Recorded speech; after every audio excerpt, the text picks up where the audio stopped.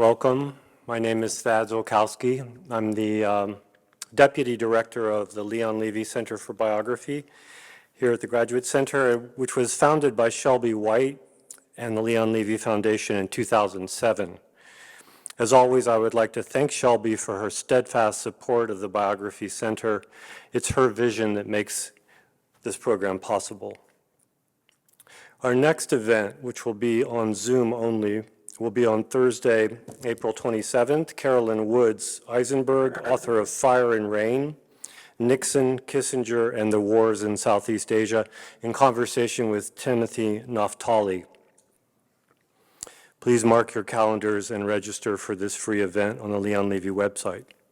Tonight, we are delighted to welcome Kerri K. Greenidge, who will discuss her book, The Grimkes, The Legacy of Slavery in an American Family, with Rachel L. Swarns. In his review in the New York Times, Michael P. Jeffries calls this group biography a consummate cartography of racial traumas, demonstrating through an adept use of family letters, diaries, and other archival materials how the physical and emotional abuses of slavery traveled through generations long after abolition. Kerri K. Greenidge is a Mellon Associate Professor in the Department of Studies in Race, Colonialism, and Diaspora at Tufts University. She is the author of Black Radical, The Life and Times of William Monroe Trotter, which received a number of awards, the Mark Linton Prize in History, the Massachusetts Book Award, the J. Anthony Lucas Award, the Sperber Award from Fordham University, and the Peter J. Gomes Book Prize from the Massachusetts Historical Society. Her writings have appeared in the Massachusetts Historical Review, the Radical History Review, the New Yorker, the Atlantic, and the Guardian. Former Leon Levy biography fellow Rachel L. Swarns is an associate professor of journalism at NYU. She writes about race and race relations for the New York Times. Her articles on Georgetown University touched off a national conversation about American universities and their ties to slavery. The book that emerged from this research, the 272, The Families Who Were Enslaved and Sold to Build the American Catholic Church, will be published by Random House in June and will probably be here for an event, or certainly at the Leon Levy Center eventually. Kerri and Rachel will be in conversation for about 45 minutes, and then Rachel will open the floor to a few questions from the audience.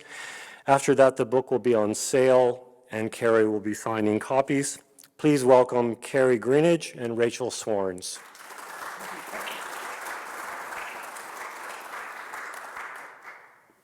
Thank you all for being here. It's such a pleasure. Thank you. And we'll just get started. Sure, thank So I love origin stories. So my first question is about how this project got started. Your first book was about William Trotter, Black Radical. Okay. I mean, Louder. Should I be speaking louder? Project. Your first book was about William Trotter, Black Radical, the pioneering editor of The Guardian, black newspaper that was based in Boston. And he knew the Grimkes, or Yes. some members of the Grimke family. And I was wondering whether it was your research on Trotter that convinced you to embark on this project, or how did you get started? well, thank you for the question. And first of all, I want to say thank you to the Leon Levy Biography Center. I think biography is sort of this historical art form, so I'm very happy to be here. And then, of course, your own work on Georgetown. I was talking before this started that, it was an inspiration for some of my own works. So thank you for having me, and thank you for the question. So I think I first started working on, or thinking about Trotter when I was very, very young, as like a child, because he was sort of this folk hero in our household. And similarly, the Grimkes were talked about a lot in my household, because the elementary school I went to was, 1980s sort of hippie school in Cambridge, Massachusetts, and we learned all about the Grimke sisters in second grade. And I remember coming home from school sort of just delighted, telling my grandfather and my grandparents that I had learned about these women, and did they know that they were white and slave, and they had, at the time I said, they had freed their slaves and they were great, and my grandfather said, you have to learn about the Black Grimkes. Because there's a story there that exists, and the story you're getting in school is not the one that is the real one. So that and Trotter, and he also was the first one to tell me about William and Monroe Trotter as well. And so I think they have been in my mind since then, and really since I traveled through undergraduate and graduate work, and the story of the abolition movement, which is that you have these sisters who selflessly leave behind their slaveholding life in Charleston, and they go to Philadelphia, and they become leaders and founders of first wave feminist thought in the 19th century. And this is proof, kind of the sort of background of this story is this is the proof of sort of white women's participation in the anti-slavery movement. And that was sort of a story that I had absorbed and graduate school, undergraduate. But my grandfather, and then the work I did on Trotter and reading the Black press very thoroughly, was that the Black Grimkes were all over the place in terms of the Black press, and in terms of how particularly the generation of African Americans after slavery was abolished, the way they talked about themselves, and the balls that they would have in cities like DC and New York and Boston. There was always a Grimke there, right? And so I wondered why it was that those stories had not been told intertwined, the white Grimke sisters and then the Black Grimkes. And moreover, what did it mean that the more I read just about the Grimkes in the Black press, the more I got a story that appeared to be the stories that a lot of families tell themselves, which is that, you either have heroes or villains. And so the story the Grimkes would tell the press was that Archibald Grimke would say, the Grimke sisters were saints. As to kind of just leave it at that. They were saints, they were wonderful. And being somebody who likes people and communities, and particularly Black people and communities, I was realizing that that's not true of anybody, right? And so what does it mean that there's that myth that they have of themselves? There's the myth that we have in the archive. There's the story that we've told ourselves of what abolition is. There's the story that the historians have told themselves about what it meant to be a white female abolitionist in 1830s. There's a story about what that looks like on the ground to the people involved. And so I think that's really what I wanted to explore in the book. So much had been written about the Grimke sisters, obviously. Some had been written about the Black Grimkes too, right? I can imagine a scenario where some might have just tried to steer you in a different direction. They would have been wrong, clearly. Yeah. But I wondered about that. Like, what made, given that there was quite a bit on the white Grimkes and the Black Grimkes, what persuaded you that there was a fuller story that hadn't been unearthed? I think what persuaded me, and I think, people who talk in the past, 5 or 10 years, the pandemic and the last president, I think was sort of what persuaded me that there had to be a fuller story, specifically after 2016, when there was this rhetoric that somehow white and Black women would join together and the country would be saved, right? So this is like roughly 2017. I don't know if everyone kind of remembers that moment. Women's March, I was there, right? There's this kind of this notion that would happen, right? And that somehow, there was this solidarity. And then when that quickly proved not to be true, there were all these pundits and pieces that were like surprised. What's going on with this relationship? Will white women vote for Trump, ? Will Black women vote for, come back to the Democratic Party, ? So there's all these questions. And so as I was absorbing that, I also absorbed the story that came out a little before 2016, which was that the country was headed in a good direction. I don't know if everyone remembers this, roughly 2014, 2015, because not only did we have a first Black president, but the numbers of interracial families had grown. in the country, and therefore the country is moving in the right direction, right? And so both of those things I was absorbing, and then we get to 2016, 2017, 2020, 2021, pandemic, racial violence, the rebellions in the streets, and those two things couldn't be true, right? And so as a historian, I knew they weren't true, but I was thinking, they can't be true in the sense that all around us is evidence that they're not true. And so I wanted to explore what that would look like if you took that lens and looked at this very specific family, right? So the Grimke families were an interracial family, and yet, and they existed at a time when there were many interracial families, right? And they existed at a time when Black women had children by white men, right? That somehow did not become the saving grace and saving point in 1860, 1870. Similarly, they existed at a moment when there were also arguments that white women were somehow allied with the slave, and somehow that would deliver the country from this moment in 1865, 1866. And yet we know that didn't happen. And so I really wanted to explore not just why, because as a historian I kind of have all these lofty ideas of why, but what that then means in just the individual level, and how people relate to each other and relate to each other in families, and then how that translates into the politics that they espouse or the politics that they reject. Before we dive into the family story, which is obviously fascinating, I wanted to talk about another important issue that you lay bare as you set the scene for us. The first chapter of the book is not in Charleston, where the Grimke sisters are from, but in Philadelphia, Yes. Where they would end up. And one of the themes that seemed so important to me is that you challenge our perceptions about life in the North for Black people and Black families. Many of us leave school, many of us reasonably well-educated folks leave school with the good North, bad South in our heads. But the reality, as you all know, and as you explore, is far more complex. And I'm wondering if you could talk about the place, Philadelphia, where the Grimkes arrived, that wasn't the South, but was a site of pervasive racial violence at the time. Yeah, so I really wanted to explore how it could be that the Grimke sisters, these white women, come from a slaveholding family. They arrived in Philadelphia in the 1820s, 1830s, and they were physically living within, a couple of blocks of the edges of the Black community that had been in Philadelphia, going back to the early 1700s.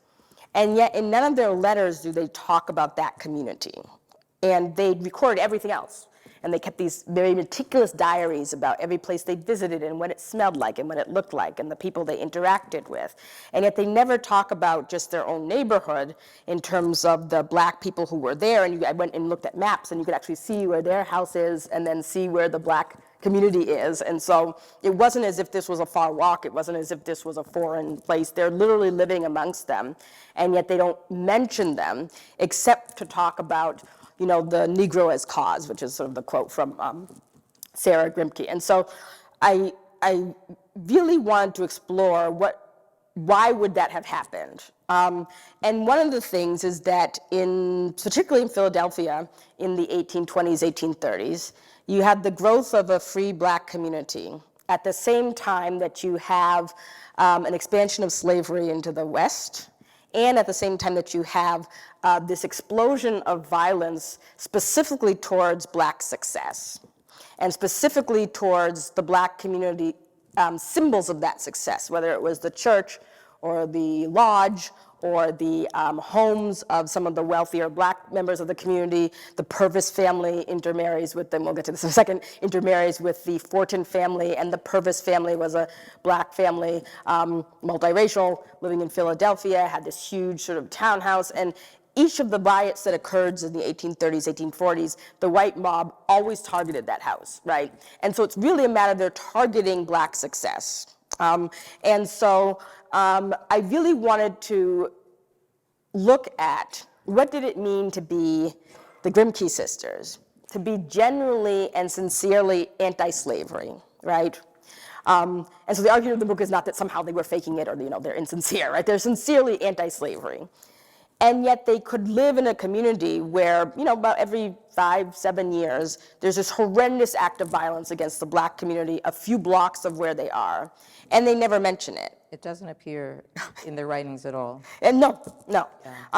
And so how could that possibly be?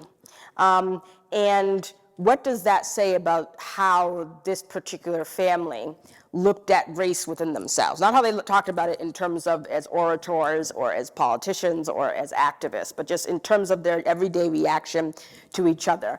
And then I was really fascinated by the fact that the Black Grimke brothers, when we meet them, they really enter a Black elite that had existed for years before they got there. And this Black elite, in the North at least, was centered around, in Philadelphia, the Fortin family that Frances Grimke marries into. And so what did it mean that that family had been free for decades? They have a level of wealth. James Fortin was a sailmaker, one of the wealthiest sailmakers in the early American Republic, had 8 children.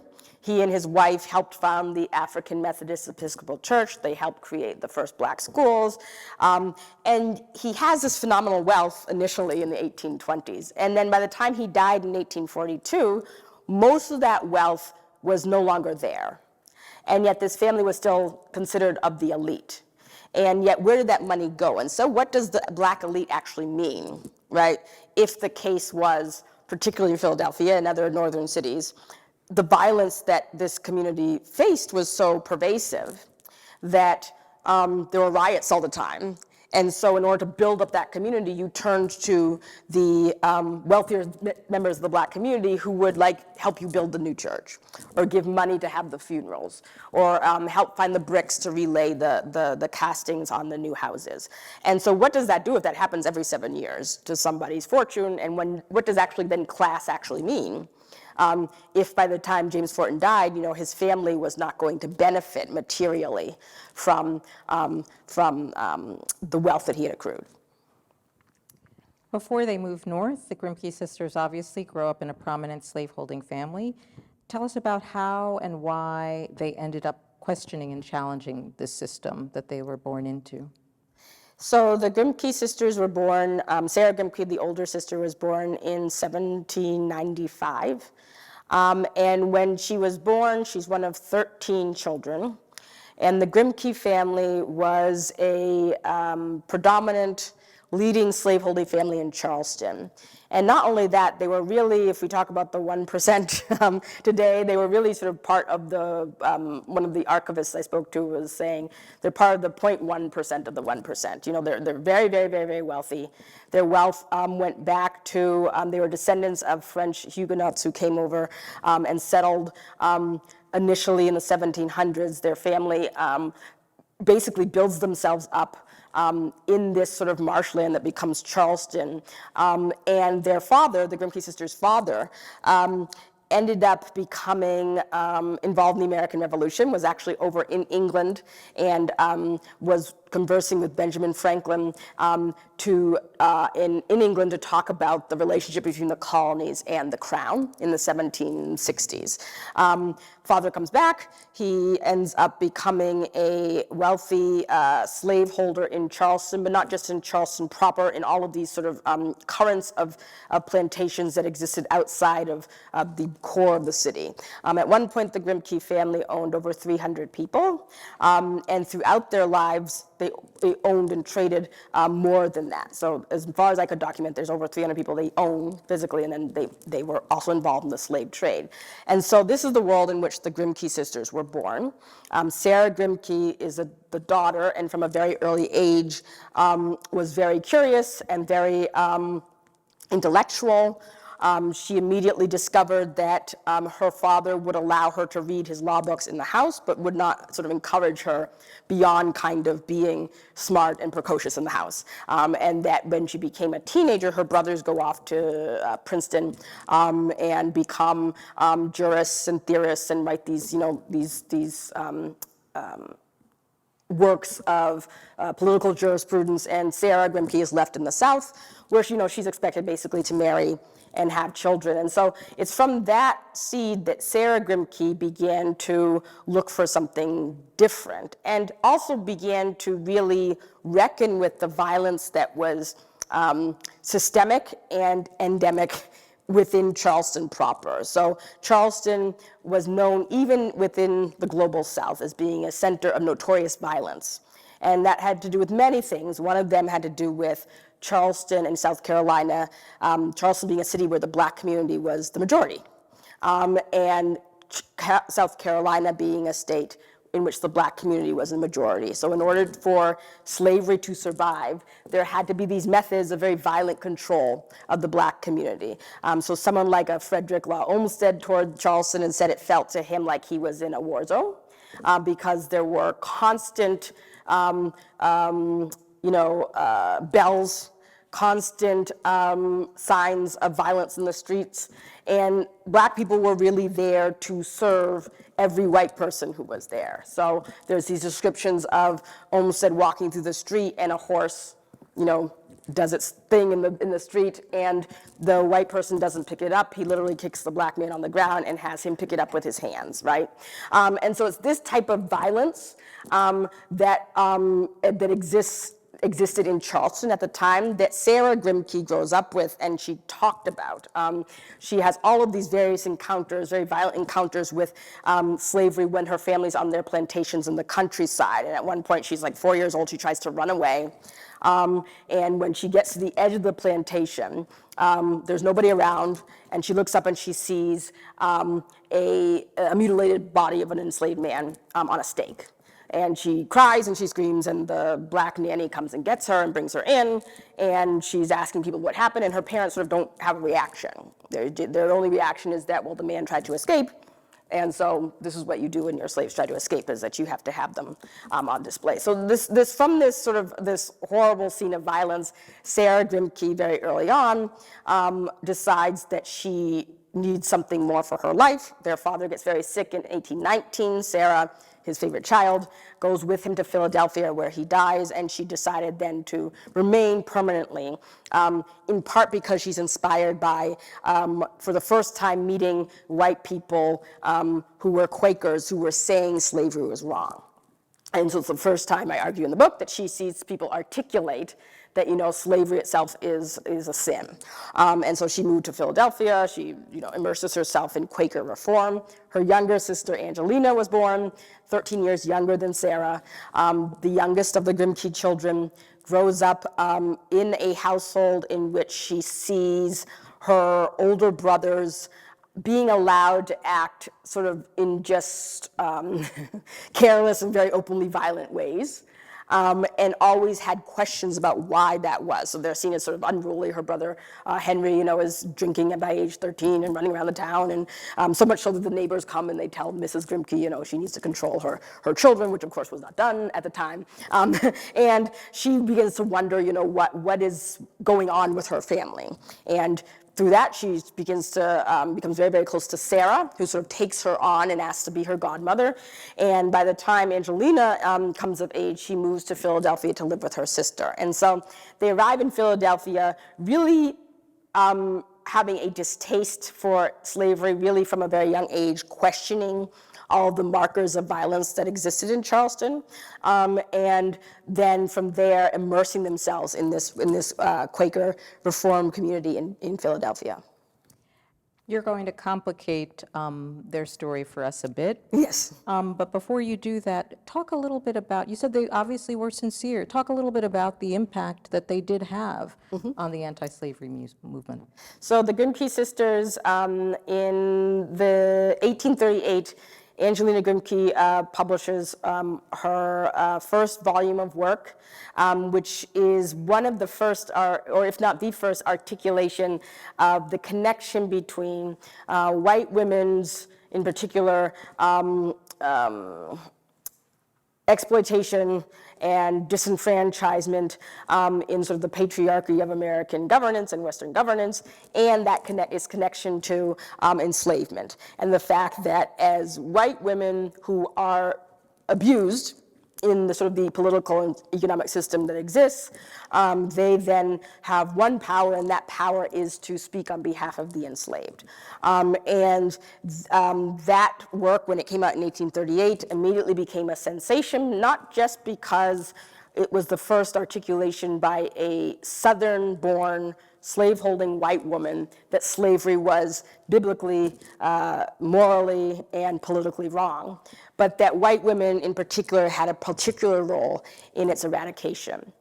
And so after that was published, Sarah but then goes on to publish various anti-slavery tracts that became, again, foundational texts in terms of how particularly white middle-class women look at and articulate what does it mean to be a feminist, although they didn't use that term at the time, but feminist in terms of that moment. By 1839, the two sisters have teamed up with Theodore Dwight Weld, who was sort of one of the leading evangelical anti-slavery activists. He eventually marries Angelina.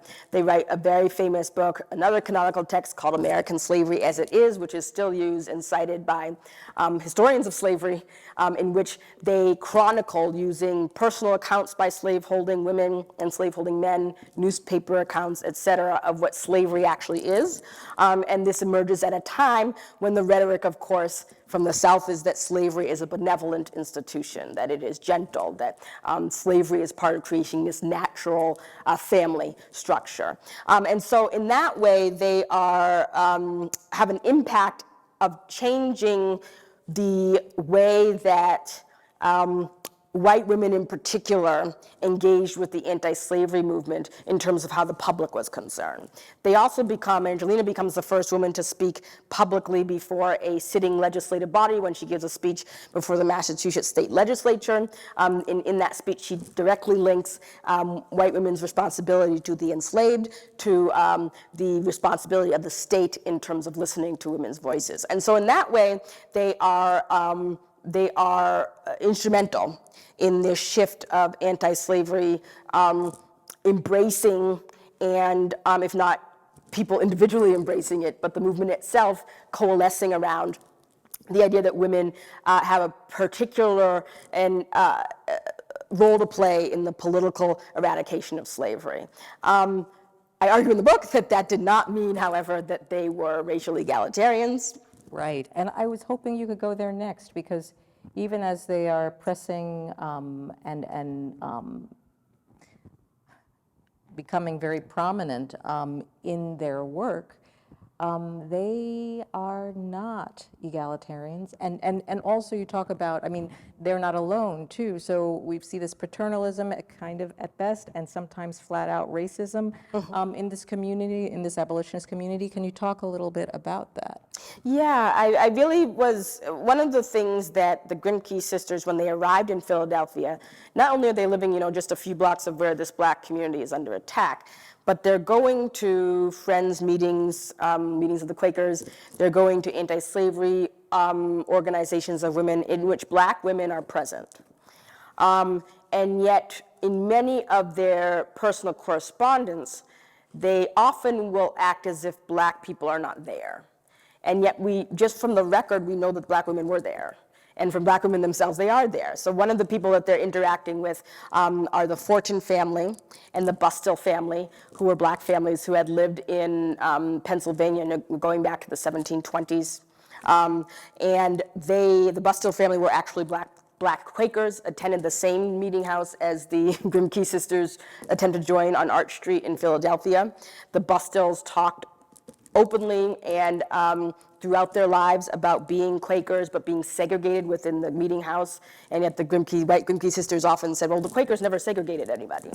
And yet the Bustills are going to the same meeting house and saying that they're segregated or forced to walk behind, the white people in the services.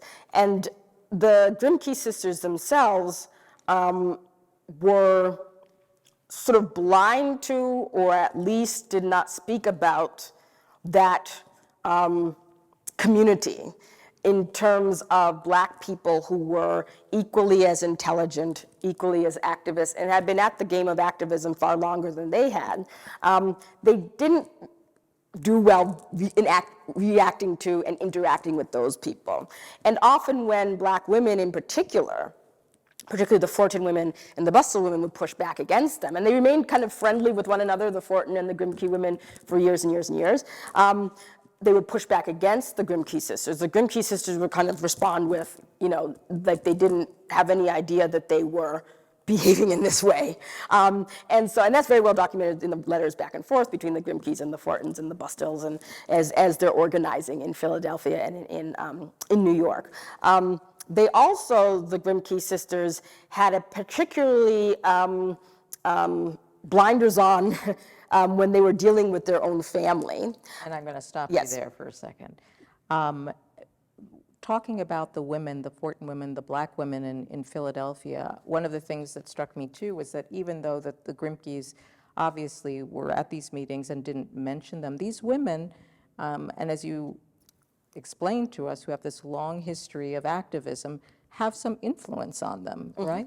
Can you talk about that a bit? Yeah, I mean, one of the things that what was fascinating was that Sarah Grimke, the older sister, not as much as I could find in Angelina, the younger sister. Sarah Grimke was at least somebody who would write to Sarah Fortin. So the Fortin, James Fortin had 8 children. His oldest daughters were educators and ran a school out of the Fortin family home and had been involved in abolition, since they were little children. Sarah Fortin would often push back against Sarah Grimke and say, well, you need to talk to this Black woman who's actually doing the work. No, actually, the school you're creating is not the first Black school for Black children in Philadelphia.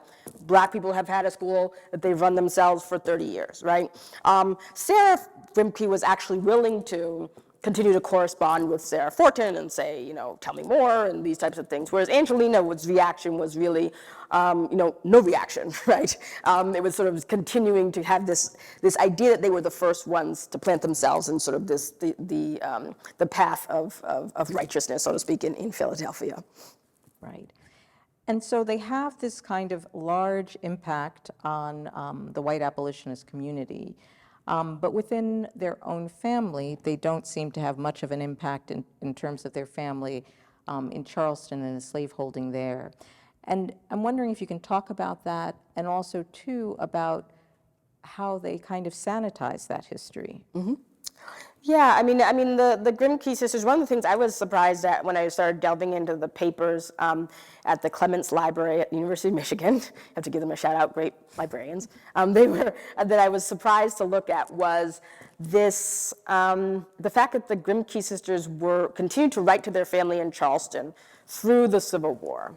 I mean, I probably should not have been surprised because they are family members and such, but I was surprised that had not really been delved into in the historiography of the fact that they're maintaining this relationship with their family, so much so that they're knowing and hearing about the way their family deals with the enslaved in their household.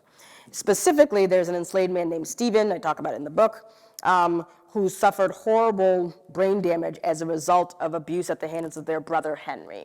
Their brother Henry, there's all this, family lore and letters about him slamming the man's head against the wall, kicking him in the head, liking to have him choking him until he passes out, sort of horrible, horrible violence against this poor man. At the time, they're both little children. And by the time Stephen became an adult, he suffered from severe fits, they called them. And as a result, the Grimke's mother couldn't sell him, couldn't make him work. And so by the 1840s, the mother is wondering, what do I do with this man?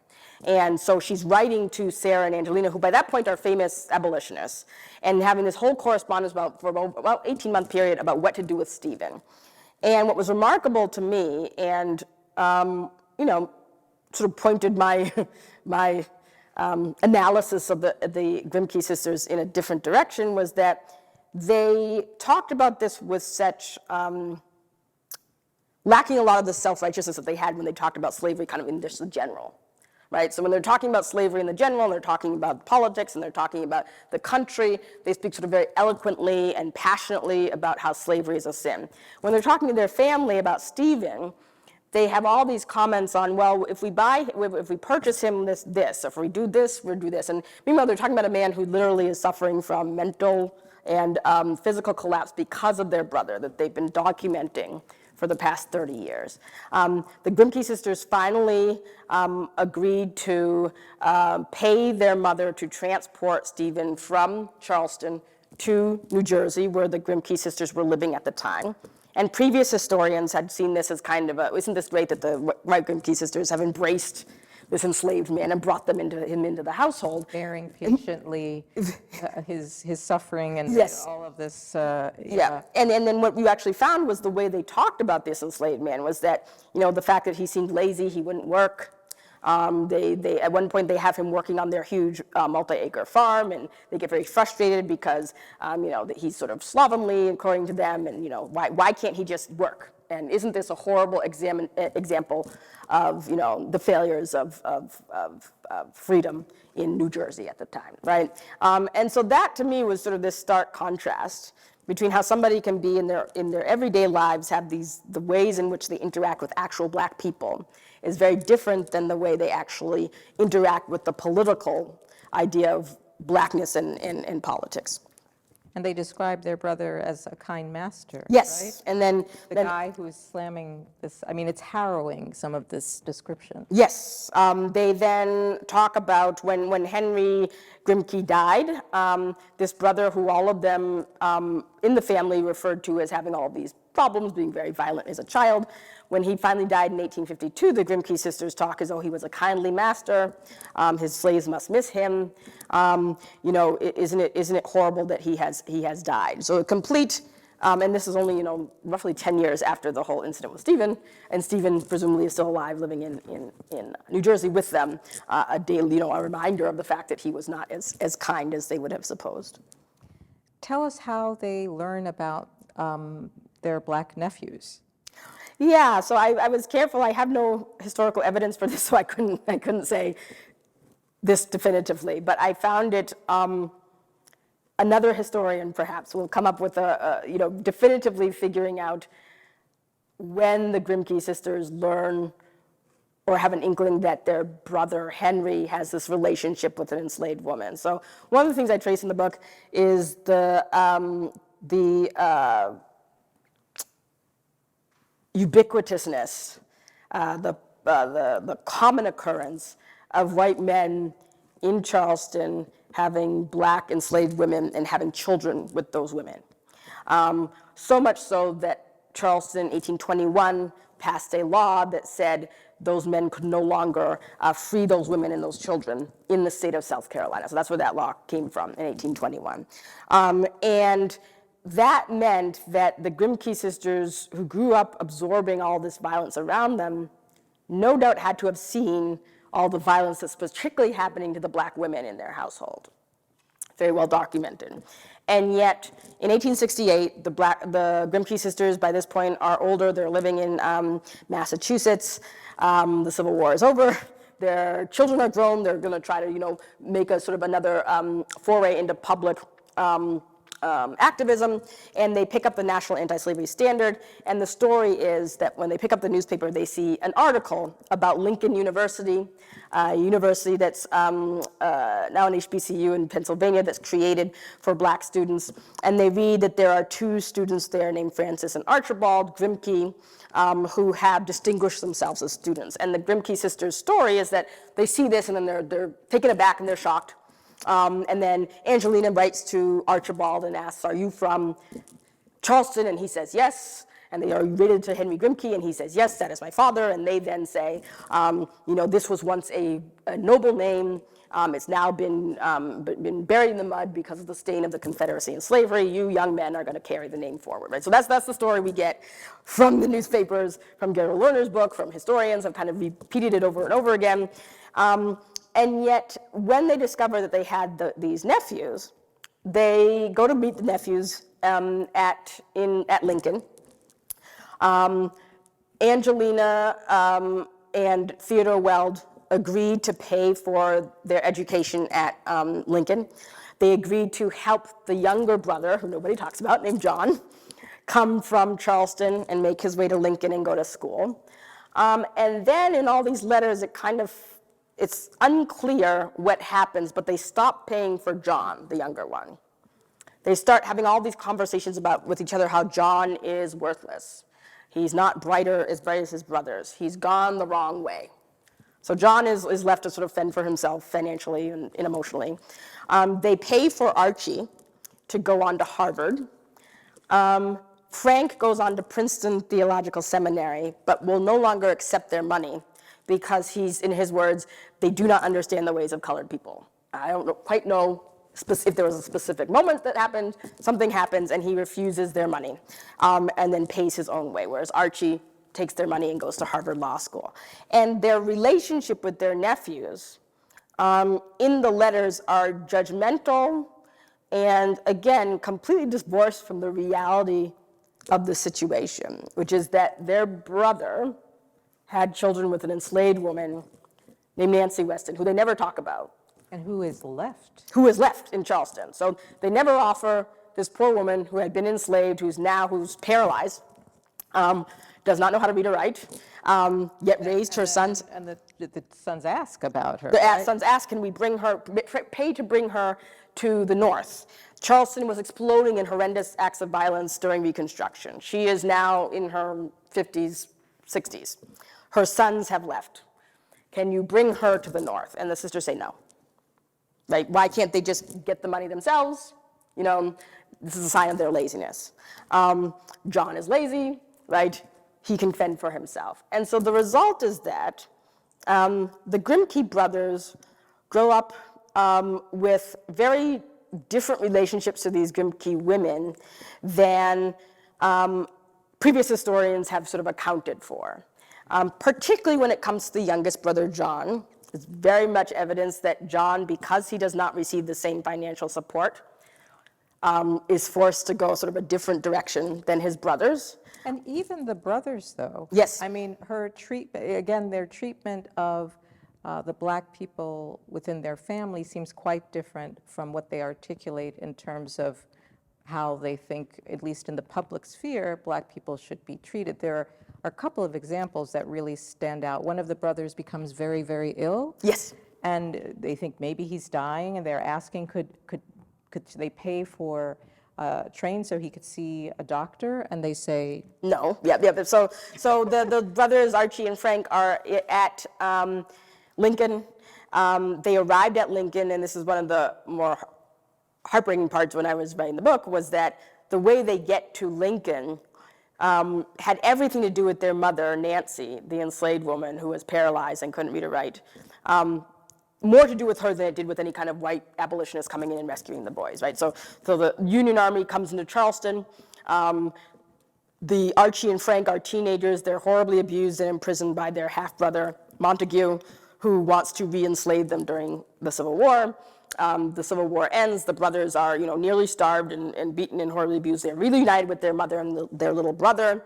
Nancy sees that the abolitionists are setting up a school in one of the buildings and goes and offers to work in there if they'll educate her son. So the education was sort of this thing that she had pushed. She herself could not read or write from the time the boys were very, very little. And so she sends the boys to this school. The head of that school is the Pillsbury family, which is a family from New England, anti-slavery activists who agree to take the boys and bring them to the North, which was sort of the American Missionary Association was involved in. Brings them to the North, but then doesn't actually educate them, just sends them to white families in Massachusetts to work as servants. And Nancy Weston finds out about this and protests and goes to the white abolitionists and says, no, my sons are there to be educated. They're not there to work, right? And as a result, the brothers are eventually sent to Lincoln. So that's all Nancy Weston. The Grimke sisters, when they discover their nephews, their reaction to, in contrast to Nancy Weston's reaction to her own sons, their reaction is often one of sort of barely tolerant or discounting the fact that these are young men who have survived enslavement and worse in the South, right? Very, very disconnect, right? And so Frank suffered from severe respiratory issues He always thought that they came from his time spent in the Charleston jail. When he was 12 years old, he's sort of locked up in there for trying to escape. And his health was never the same. And so when he's at Lincoln, it's like his junior year, and he becomes very, very ill. The brothers can't afford any of the medicines. They're in sort of this very rural area at Lincoln. Archie sort of talks about jumping on his brother's chest to get the water loose, right? To make sure that he doesn't choke. And so he writes to his aunts and he says, can he come to Boston? They're living in Boston, or outside of Boston in Hyde Park, and says, can he come there to get medical treatment? And they say no. And they basically say, you need to figure that out for yourself. We're not here. You're showing the side of the slave is the side of somebody who is not self-sufficient. And so figure it out yourself. And so there's those types of things that happen in the relationship between the Grimke sisters and their nephews, that points to a different type of relationship than I think previous historians have accounted for. And yet, these young men become extraordinarily accomplished, and much more so than Angelina's children, right? Yes. And Sarah's nephews, right? Yet even, and maybe talk briefly just about what they accomplish. So Archibald went to Harvard Law School, graduated in the 1870s, and then became a leading attorney in Boston. He owned a black law firm.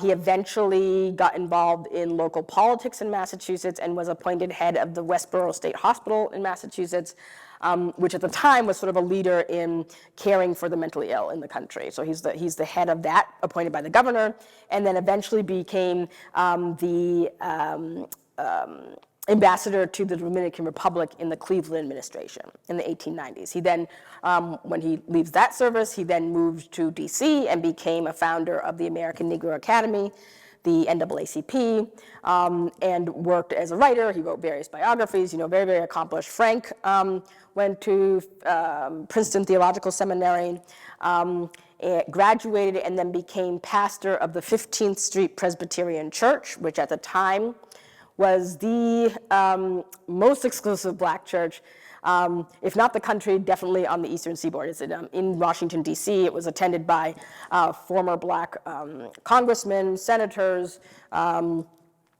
future families of the black elite, and became sort of this guiding voice in Presbyterian humanism at the turn of the 20th century. So both of them become these leaders within the black community. Archie goes on to have a daughter, Angelina Grimke, who became a very accomplished, respected playwright. Her most famous play is called Rachel, produced in 1916, an anti-lynching play that is the first to be produced, written by a black woman. So very, very accomplished family moving into the 20th century. Right, and you complicate things for Yes. us with them too. Yes, yes, yes. So they're this enormously accomplished rising black generation, but they also embody this classism and this colorism, and also kind of myths about their own history. Can you talk about that? Yeah, I mean, one of the things that I noticed was that just as the Grimke sisters had a way of interacting politically in the world that was a reformist, impassioned impulse, anti-slavery impulse, the Grimke brothers had a way of enacting in the world that was activist, obviously anti-segregationist, civil rights generation, and yet they, just like their aunts, sort of embraced these ideas of blackness in a derogatory way. The way that Francis, for instance, talked about poorer members of the DC black community as he's ministering at the Presbyterian Church was often derogatory, having these sermons where he'd talk about, well, the reason why they couldn't, they weren't getting ahead was because they were not raising their children properly. All this rhetoric of racial respectability that we sort of hear now and heard then. Archie also has these relationships and these attitudes towards his own daughter. Archie married a white woman named Sarah Stanley, in Boston. They had their daughter in 1880. Angelina Grimke, Sarah Stanley Grimke, the white mother, left with the 2-year-old and then doesn't come back for 5 years, and then sends the now 7-year-old back to her father on the train. So he raises his daughter by himself, and yet nothing this young woman ever did in letters was ever good enough, right? She's always bad, she's rebelling, she's not behaving correctly. The problem, of course, that's undergirding all of this is that Angelina Grimke from the beginning has these, all they would call it was inappropriate relationships with women is how they, they kept on saying it in sort of the letter. She's having relationships with women, both black and white, from the time she's like 13 years old throughout her life, and her family, can't countenance that at all. And so the way that they react to Angelina in particular, raising her as a young black woman to have all of these demands of what it means to be a young black woman, was the same way, the way they talked to her had the same tone as the way the Grimke sisters responded to their nephews. Nothing they could do was ever good enough. Same with Angelina. Nothing she does is ever good enough. And one little mistake in sort of your betraying this wonderful racial future that has been designed for you. I'm wondering whether or not you have encountered descendants of the Black Grimkes and white Grimkes, and how people hear this history. Well, two things. One, I would say that thus far, I have not been able to find any descendants of the Grimke brothers. Angelina, Frank Grimke and his wife, Charlotte Fortin, did not have any surviving children. They had one daughter who died when she was a few months old. Archie Grimke's daughter, Angelina Grimke, never married or had children of her own. And this, in all of her writings, she talks about this as sort of this act as a black woman who doesn't want to bring black children into the world. That's sort of a whole other aspect of her politics. And then John becomes sort of estranged from the family. There is no evidence that I have found that he has children, although there is evidence that there is another child named John Grime or John Grimke, Grimk, that is, could be related to him. I haven't found any evidence of that, but his trail, we see him sort of off and on from 1895 until his death in 1915, but so far there's no evidence that they had children. So the Black Grimke line, as far as I have been able to tell, and with the book, it doesn't exist. The white Grimkes, though, intermarried with the Ball family, so Edward Ball's book, Slaves in the Family, that came out about 20 years ago. The Ball family intermarried with the Grimke family, and so those descendants still exist. And the Drayton family is another family. They still exist. One of their descendants lives in England, and when the book came out, he was, reading it. He has a lot of, family history that he still has of the family. But so far, that hasn't happened in terms of finding descendants. I will say that the reaction to the book, always excited whenever anybody reads your work and likes it, and so it's wonderful. One of the things I've noticed is some audiences demand to cling to this myth of like the Grimke sisters, but I don't think I accounted for how strong that could be in some circles, right? That somehow, this can't possibly be true, that you can't possibly have been an abolitionist white woman and hold all of these problematic racial views about black people, and how dare I put this in the book and all this type of thing. But I think that just speaks to the idea that the conversations that I'm trying to provoke with exploring this type of history, which is that, it is possible, as we've seen in the United States, to be a progressive person and be racist. It is possible to be a person who genuinely believes that black people need liberation and that not know how to react and interact with actual black people, right? I think the last few years have kind of told us to that in many ways, right? It is very possible to be somebody who looks at their family history and only sees either like the saintly people or the bad people, right? So that's kind of this dichotomy. I think a lot of people often in your family can be like, oh, well, this was the bad one, and this was a good one. Or my mom was the saint, my dad was the devil. My dad was the saint, my mom was the devil, right? Kind of thing. We all tend to do that. And so I really wanted to explore that as something within this family in particular.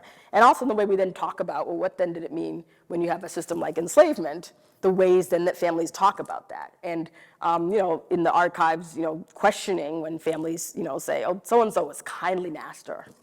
Or so-and-so was, the Civil War ended and we reunited and things were fine, right? The weight of the history of enslavement, nothing's gonna be fine, right? So even just that statement is something that is problematic because that's an impossibility.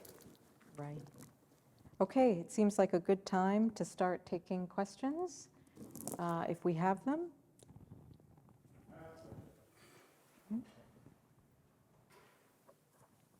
Thank you so much. My name is Michael Dinwiddie. I read your book. It's stunning and amazing and incredible. That's what I want to say. And I was glad to be debunked of a lot of notions I had about the Grimkes, the Black Grimkes, the white Grimkes, et cetera. And my question, and you kind of answered it, this notion of Black respectability that you kind of unpack with the kimono, with Angelina being exposed. How much did you find that is what animated the stories for all of the characters, and this notion of we must be respectable, we must perform our lives instead of live our lives? It's a good question. I mean, one of the things that I was very conscious of was the fact that Nancy Weston, the mother who was enslaved in Charleston, she raised her sons to believe that there was something beyond enslavement. And that had a very powerful effect because her sons then, when their half-brother comes at the beginning of the Civil War and tries to re-enslave them, they fight back, very injurious and traumatic and violent reaction when they fight back, and they're like 13, 14 years old, but they fight back, and they always have this sense of themselves. The way that becomes problematic is what then happens when slavery is over, and you've raised your children, your sons, to think of themselves as exceptional, right? And she's raising them that way because she is still enslaved. They are still enslaved. The rest of her family, the Westons, most of them are not enslaved. So her sons are growing up in Charleston, horribly violent slave-holding society. She's raising them by herself as an enslaved woman who can neither read nor write. The Grimke family owns her but refuses to provide anything for her. So she basically could have starved, right? And so how she's gonna raise these three sons who are roughly, 2, 3, and an infant when their white father dies. And so she raises them to think of themselves as gentlemen, right? Sons of the South is what she tells them. And so that's very powerful in making them think of themselves in a way that they can then imagine that they are going to be successful, and they become successful. The problem is that then, what does that mean when they're just out in the world and slavery is over and they still think of themselves as exceptional in comparison to all other Black people, and the way they interpreted that from their mother? And again, intent as a parent, she's raising them the best as you can, but what does it mean that the way then they interact with other Black people is that there are Black people who are exceptional and there are Black people who are not, right? And I think that that's kind of the underbelly of that concept, right? In the way that some people interpret that idea of public respectability, right? Is then, if you don't fight against it, it can become then this problematic way of looking at the world in that some of us are respectable and we're doing fine. What's wrong with everybody else, right? And so that I really wanted to explore, well, what is the cost of raising your children in that way, particularly given that at the moment you're doing it, that it saves their lives, right? And yet, is that a way to actually function in the world once slavery ends? You just raised one more point, which is that Nancy Weston was given a promise by her parents. Yes. Which, right, Yes. that myth Yes. that perpetuates, right? Or that they, yeah.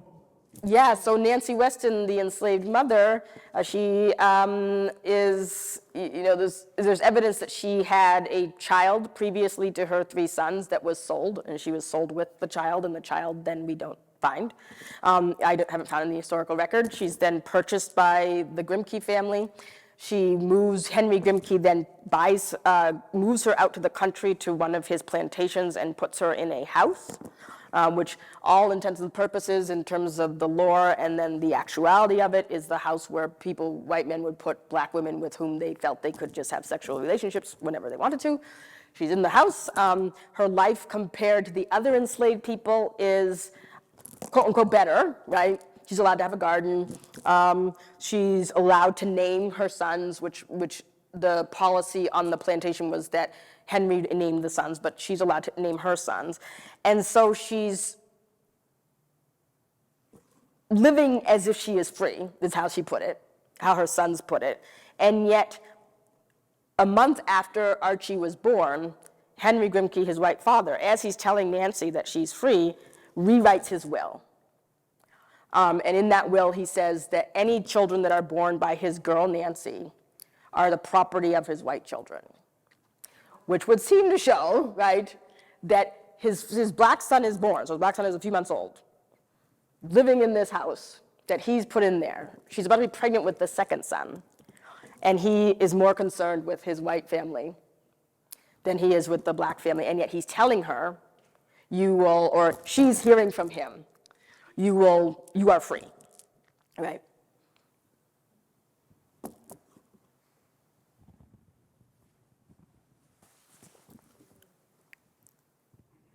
Thank you so much. You named one archive in Michigan that was really helpful, and I'm just really curious what other archives were useful, and how did COVID impact your ability to get access? So the two the archives that I used the most were the Clements Library at University of Michigan and the Grimke papers, the Black Grimke papers, and many of their compatriots' papers are at the Moreland Spingarn Library at Howard. I had a chance to go to Howard 6 months, like, let's see, February through September 2019, I went down like maybe 4 times, and I just spent like a week, literally. Got there when they opened at 9 and left when they closed at 5, and just, looked at the archive in there. Then COVID hit, and Clements Library, also library records at the University of North Carolina, I had to email them and basically say, can you scan all this stuff for me? And librarians are the best because they just scanned all this stuff for me to look at. So I ended up getting, all of this stuff that was scanned that I could then look at. I was pleasantly surprised that the Grimke family story is, not that it was easy, but it was much easier to discover than I would have thought, maybe 5 years ago.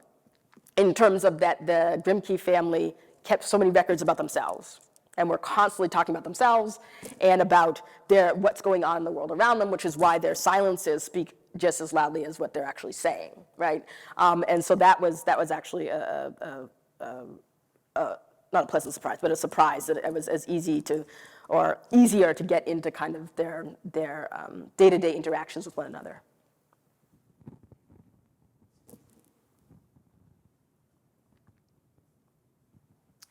Well, thank you so much to you both. This has been terrific. And I'm wondering what kind of relationship they had with Frederick Douglass. I assume they knew him. What kind of correspondence there was? Did they contribute to the Douglass paper in Rochester? And if they had any feelings about some of Douglass's stances, like the July 4th speech. Mm-hmm. And also, in other areas, were they at Seneca Falls? Were they involved at all in that kind of early feminism, if we can call it that? Maybe you spoke to that, I don't know. Yeah, so the Grimke sisters, so Angelina Grimke married Theodore Weld in 1839, soon after she had her first child. Angelina Grimke, probably in nowadays terms, would term severe postpartum depression with each of her children, not being able to get up for like a year after having her child, then getting pregnant again, and retreating into the basement. Sort of horrible stuff that's going on with her physically and emotionally when she has her children. She has 3 children. As a result of her medical issues, she retreats with her sister Sarah and her husband and the 3 kids to a farm in New Jersey. And so by the time 1848 comes around, her kids are still little, and she does not actually participate in all of the sort of Seneca Falls activism that's happening in the late 1840s, early 1850s. And yet, that community was very involved and in touch with her. So she and her husband and Sarah created a school at their property that became sort of one of the premier private schools for children of the anti-slavery movement. Elizabeth Cady Stanton's children went there. William LaGarrison's children went there. And so they're running this school. So even though they're not physically like at Seneca Falls or involved, they're very involved with that community and talking with that community and engaged with that community.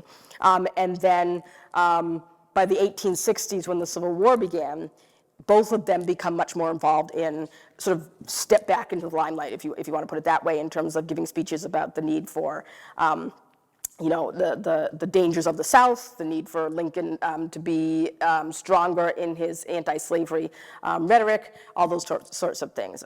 In terms of Frederick Douglass, the Black Grimkes had a lot of contact with Frederick Douglass. Frederick Douglass worshipped at the Presbyterian Church on occasion that Frank Grimke was the pastor of.